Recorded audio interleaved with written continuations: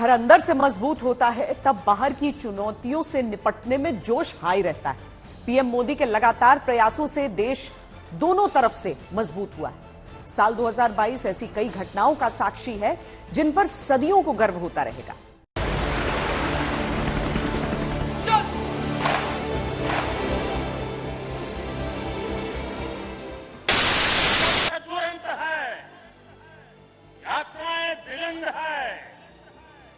समंदर और चुनौतियां अनंत है, तो भारत का उत्तर है विक्रांत।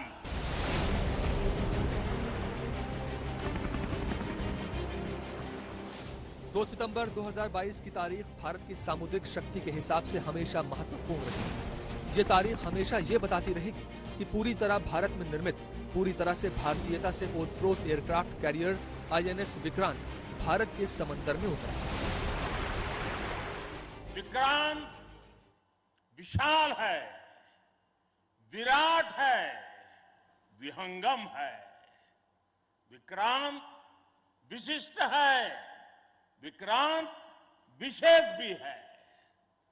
विक्रांत केवल एक युद्धपोत नहीं है, ये 21वीं सदी के भारत के परिश्रम, प्रतिभा, प्रभाव और प्रतिबद्धता का प्रमाण है।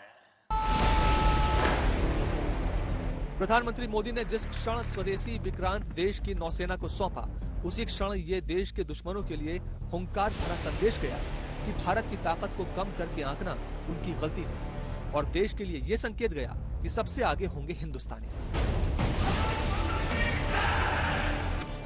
समंदर की लहरों पर तैरता भारत की समुद्री सीमाओं का किला INS विक्रांत नए आत्मनिर्भर भारत की उन्नत तस्वीर है। इसी दिन भारत ने एक और गुलामी के उस चिन्ह से छुटकारा पा लिया जो सदियों से भारत की आत्मा के ऊपर एक बोझ था। अभी तक भारतीय नौसेना के ध्वज पर लाल क्रॉस का निशान होता था, जिसे क्रॉस ऑफ सेंट जॉर्ज कहा जाता था। वो अब हमेशा के लिए हट चुका है और भारतीय नौसेना का ध्वज पूरी तरह भारतीयता का प्रतीक है। इसी ध्वज वंदना के साथ मैं ये नया ध्वज नौसेना के जनक छत्रपति वीर शिवाजी महाराज को समर्पित करता हूं।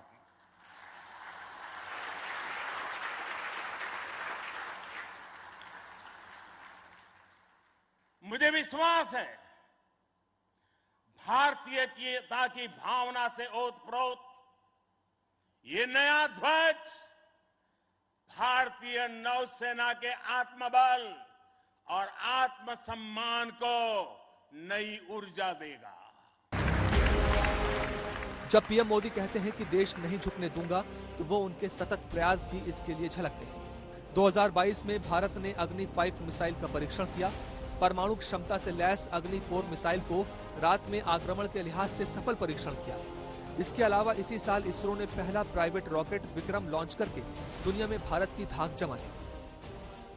बार बार हम लोग आत्मनिर्भर भारत की बात करते हैं। क्यों करते हैं हम लोग? क्योंकि सिक्योरिटी जो है उसको हम किसी को आउटसोर्स नहीं कर सकते। भारत की सुरक्षा की जिम्मेवारी भारत की है।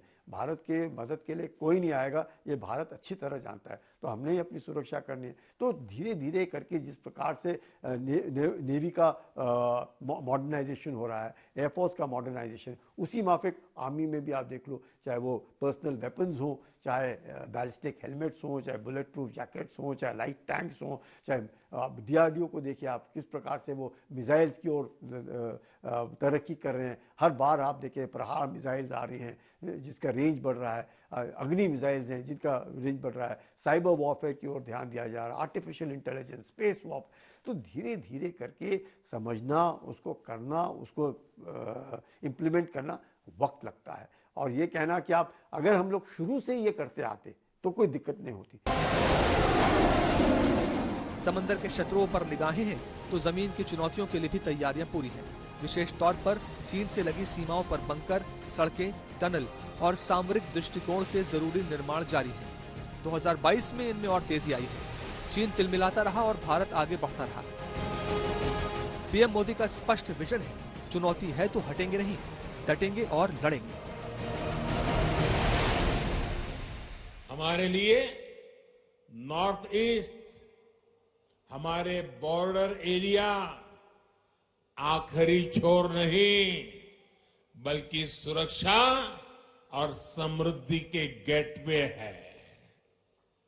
राष्ट्र की रक्षा भी यहीं से सुनिश्चित होती है।